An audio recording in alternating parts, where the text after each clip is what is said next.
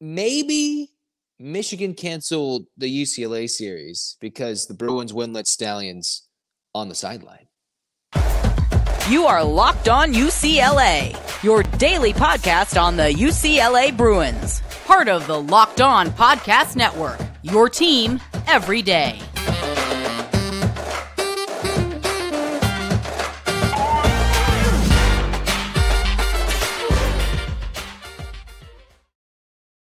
Welcome, everybody, to this edition of the Locked On UCLA podcast. I'm your host, Zach Anderson-Yoxsimer. Thanks for making this show your first listen each and every day. It's free wherever you get your podcast, and it's available on YouTube. So like, comment, subscribe. Thanks for making this your first listen. And hey, thanks for the love. Every dayers, hey, we've talked a little about UCLA basketball, everything in between, even the chip question. Now we shift to the actual game, UCLA versus Arizona State. Here the Bruins are against Arizona State at home in the Rose Bowl, a game they should win. They're favored by 2 scores.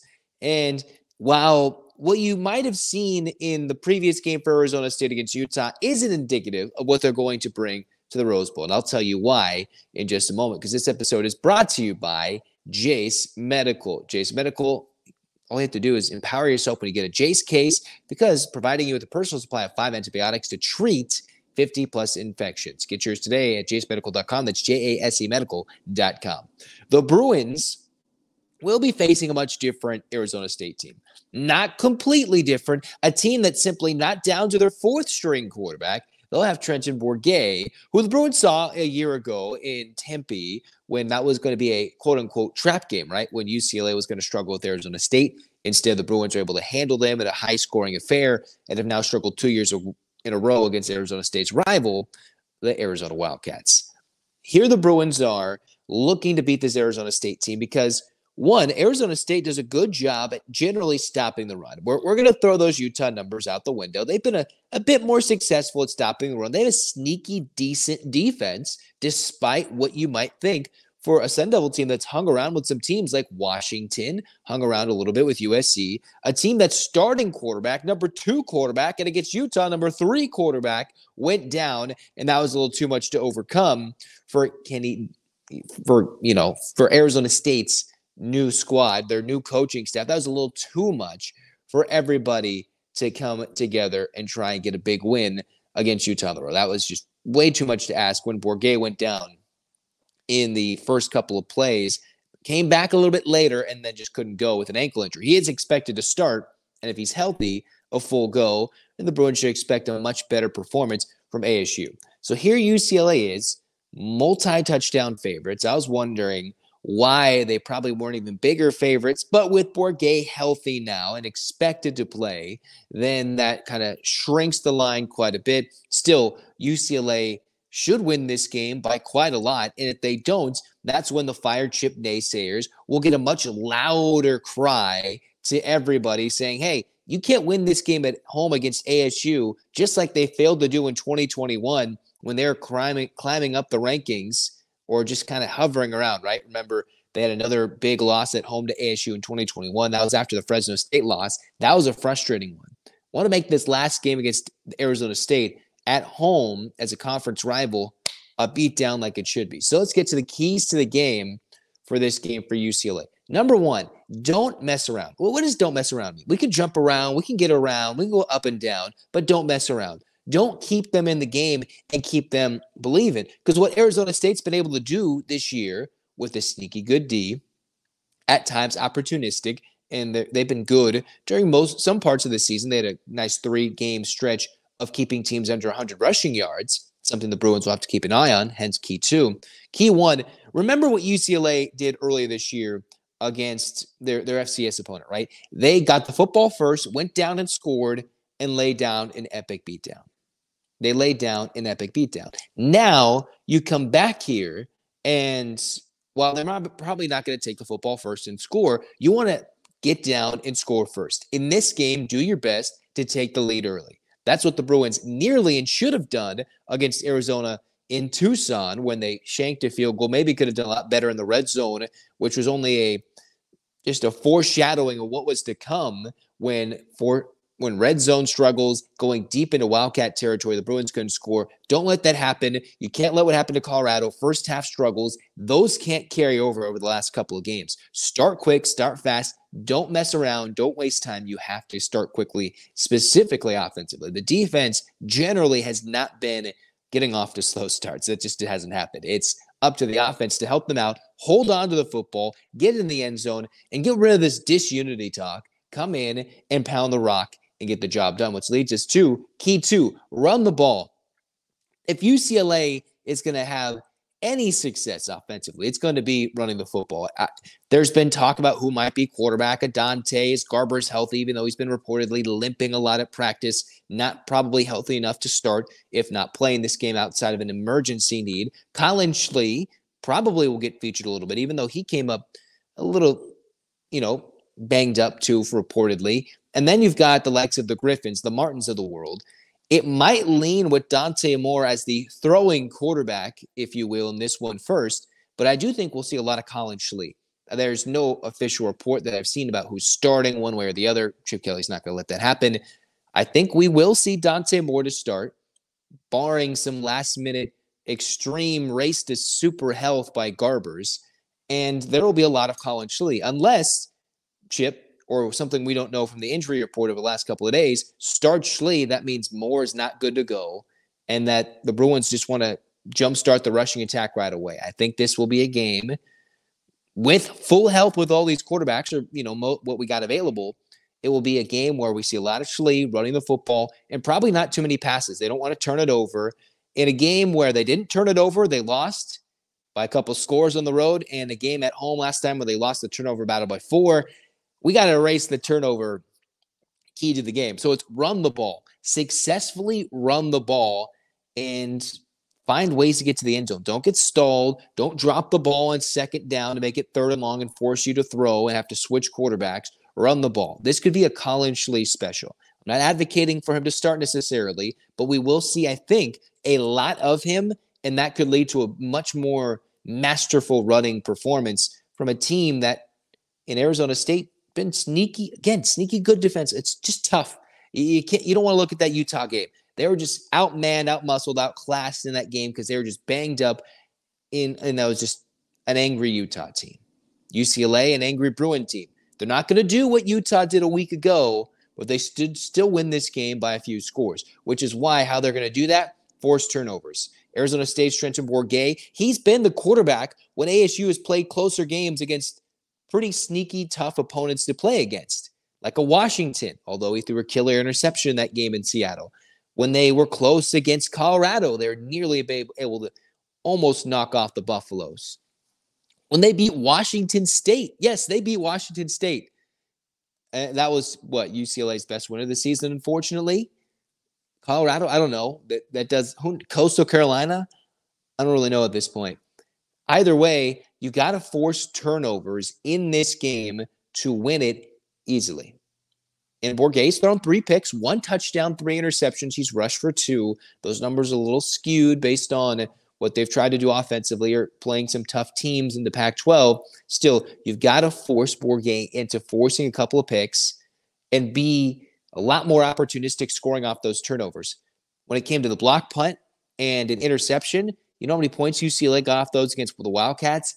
0. A big 0. A big oregano. You don't want to throw that out there, but that was a big 0.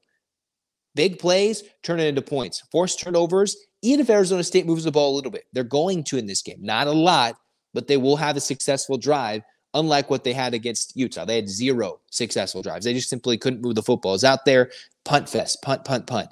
They won't have 30 punts in this game against UCLA. They will get a first down. They will get first downs. They're not going to move the ball. I'm not saying they're going to drive consistently and make the UCLA defense look bad. Just do not expect to happen one week to carry over to the other. Even though the UCLA defense is angry and wants to inflict some pain, force turnovers, make big plays again in this season, and hey, turnovers. And UCLA can be well on their way to covering the spread in this one. Next up, we're talking UCLA women's basketball. Dominant victory and a key injury in a game that didn't even happen in Pauley Pavilion. We'll talk about that and more next on Locked On UCLA.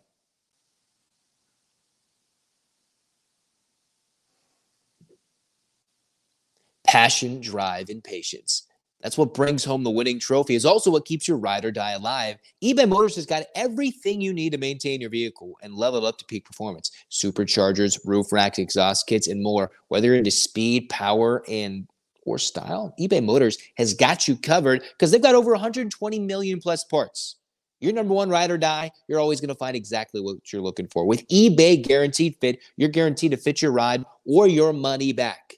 You're not burning rubber. You're burning rubber. You're not burning cash with eBay Motors. Go burn the rubber. Burn it as much as you want, not the cash. You're not going to do that because with all the parts you want at the prices you want, the prices you need, everything, it's easy to turn your car into the MVP and bring home that win, right?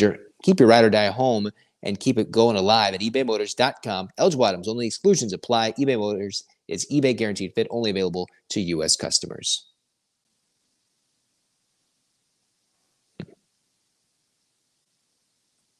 UCLA women's basketball, well, hey, guys, they're dominant. They're 2-0, well on their way to keeping on going until the UConn matchup looming very soon for the Bruins in the Cayman Islands. It's a shame it's on national television and on a lame subscription service, but whatever, here we are. UCLA dominates UC Riverside, a game that the Bruins were meant to win by 40. They did, basically 90-52. They were leading the Highlanders 25-2 after the first quarter. 10 minutes had gone by, and they're up 25-2. After that, the defense suffered, if you will, because you're up 23 points. What else are you going to do when you're leading by 30, 40 points the entirety of the game? The other team's got to score a little bit, right? Got to let off the gas pedal a bit. Well, UCLA dominantly found another way to win 2-0 after blowing out Purdue by 40, blowing out Pepperdine by nearly 40. You had the likes of Kiki Rice, Gabby Jaquez, London Jones, Lauren Betts, and Charisma Osborne. The entire starting five went double figures. And mind you, UCLA is still without a few players who are out playing internationally, out to injury, whatever it may be. This isn't even their full squad, and their entire starting five had 13 or more points. Charisma Osborne not having to take the team on her shoulders like she did in 22-23. A little bit further back, 2 blocks, 2 steals, 13 points, 11 rebounds.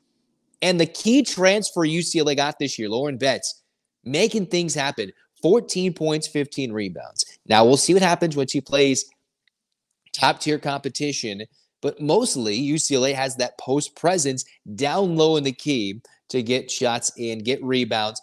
Add another 15 rebounds to UCLA's rebound margin. They out-rebounded the Highlanders by 30. 52-32. They can get points in the paint pretty easily now. 42 of their 90 in the paint. UCLA shooting the basketball from 3, 11 of 28. That's better than a 33%. That's pretty good. That's pretty solid for a game where London Jones wasn't as on fire from 3. She was 3 of 10. Most of the Bruins were knocking down threes in a game where lots of people were able to play a dominant UCLA victory. 16 turnovers, that number's got to go down. They didn't force a lot of turnovers from UCR. They just played suffocating defense. The Highlanders only made 1 field goal in the first quarter, 1 for 17, 0 for 9 from 3, didn't even attempt a free throw, and only had 7 free throw attempts the entire game, 6 of 26 from downtown, and only shot 32% for the game. You compare that to the Bruins, 52% from the floor, made most of their free throws, 39% from 3. They did what they needed to do to win. Now, I talked about a little bit of an injury of sorts. It was reported, I believe, by the Daily Bruin. Words. Daily Bruins, Gavin Carlson, I think, and even retweeted a little bit by Bro Report, too. The key injury didn't actually happen in this game. What's to look out for, and what I don't know at the recording of this podcast, the severity of Emily Bessoir's injury. She was playing overseas. A couple of Bruins are overseas playing in international tournaments representing their countries.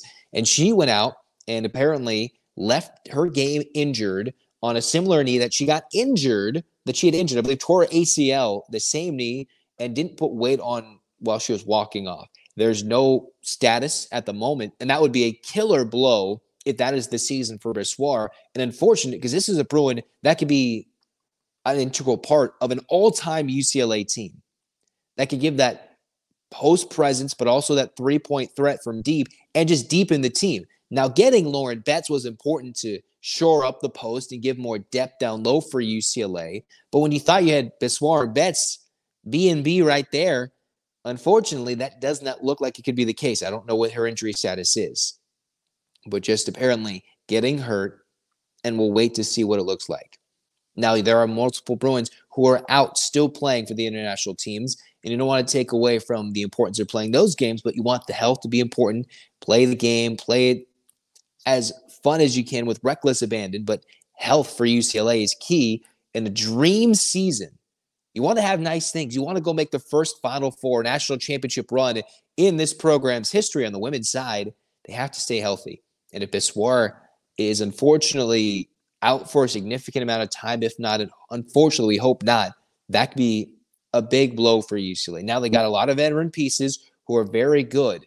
Now we just have to wait and see how the news breaks out when everybody comes back. The Bruins haven't played with a full team yet in their first two games, and they're winning by an average of 40 points against a Big Ten future opponent and a Big West opponent. Doesn't matter who's in their way, 90 points basically, and a 40-point win. Now it's up to, we'll see, hopefully Bessoir is okay. No news at this moment. We'll keep an eye on that coming up pretty soon. Next, we're going to talk about prediction time between UCLA and Arizona State. Will I predict the Bruins to win? Newsflash, yes. By how much? Talk about that next.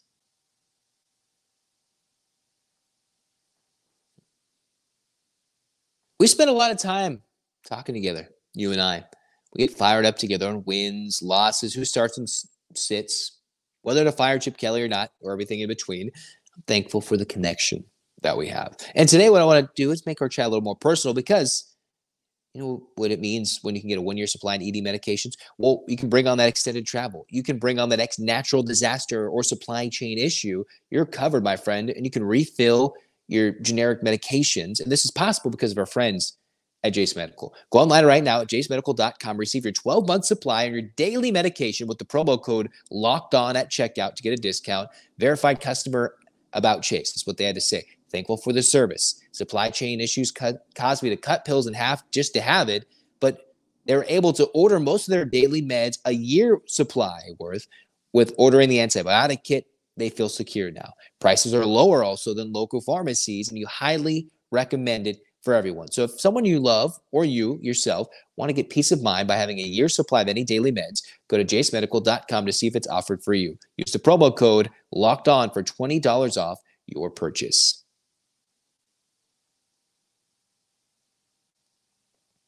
Cruising on in the last segment of Locked On UCLA today, the Bruins taking on the Sun Devils, a game where they're expected to win by 2-3 scores. And will they cover? Will they do it? Do I expect them to? I didn't expect the Bruins to cover last week because most importantly, they're favored to win. And I sadly have to admit I chose correctly. I didn't want to. I didn't want to do it. But that was the right choice at the time. Now, what is UCLA going to do? I think this game will start off. I hope the Bruins start off with a good score early. I think Arizona State will be tough early, a little frustrated with their performance. Both teams will be very frustrated. I have a feeling Arizona State will get a fluky, successful drive early that ends in the end zone. It'll be either 7-7, 14-7 in this one. In large in part, UCLA will have to scrap for a good portion of the quarter and a half. Then they'll get some success offensively, maybe go in the half up 21-7. We want it to be bigger, but 21-7, where the defense is probably forced a turnover, maybe gotten a couple of sacks so far, looked somewhat dominant outside of one drive, and then they turn it on the second half with two early scores, a late touchdown by Arizona State that gives us the final of, if you're on YouTube, here's this graphic, and if you're listening, 35-14, UCLA takes down ASU. That is my final score prediction for this one. 35-14, UCLA wins. It'll be closer early than we hope. The Bruins pull away, and the Bruins get multiple turnovers. I think a pick and a fumble. It's been a while since we had both of those. Let's get a little crazy. Get a pick and a fumble in this one. I say about 4 sacks, and UCLA needs to get about 125 rushing yards in this one to be in a good spot that I would say a successful night against Arizona State. Would love to get 150 or more, but they can be a little scrappy defensively. I want to see what UCLA can do. 35-14 in this game. Again, They're not playing with their fourth string like they were against Utah. It's their third string in Bourget, who started against the Bruins a year ago when UCLA gave up 35-plus points. A little different defense this year. We'll see how it plays out for the Bruins in the Rose Bowl, where I hope they get their 7th win, and then it's real talk. Then it's USC weekend. It gets real. It gets legit, and we hope they smack the crap out of both the Sun Devils leading into that team across town week, beat the crap out of them, and then take on the Golden Bears for the last time as conference rivals. Starts with a big win. I say 35-14 UCLA over ASU. 2 turnovers forced, a pick and a fumble, 4 sacks, at least 125 rushing yards, hopefully 150. And we'll see which quarterback's healthy enough. We won't get that information until game time. Based on what I was reading, it's leaning, if the Bruins want to go that way, Dante Moore is the healthier of the two between Moore and Garbers. We should see, unless Schlee has some sort of injury unbeknownst to us, he should be featured a lot. I'm not sure he'll be considered the starter, although that could actually happen. Or UCLA does something and has a complete curveball that we just do not know about until game time. I think it might be a Moore Schlee combo, and it should be a Schlee running fest, and it should be absolutely fun. All right, let's rock and roll. We got that Saturday night's big-time reaction video after this one. Hopefully a big-time win, and we get excited about another UCLA performance. Stay tuned for that. We'll see you at the Rose Bowl. Come say hi. Hands up, Bruins fans. A clap time, baby. And 1, 2, 3, 4, 5, 6, 7, 8. UCLA. UCLA. Fight, fight, fight. This has been Locked On UCLA. Go Bruins.